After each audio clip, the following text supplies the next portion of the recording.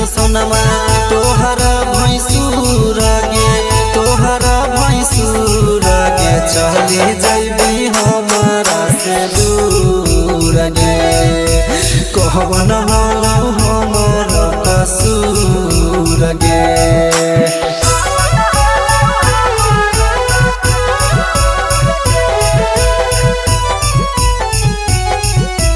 Music by Nitish विराट दरभंगा।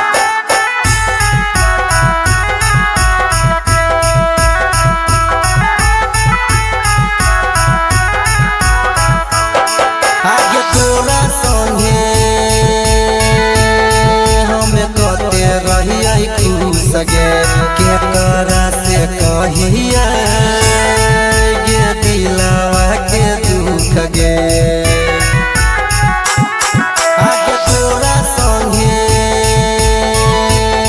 हमें कते रहिए खुश गे केकरा से कहिए गे दिलवा के दुख गे।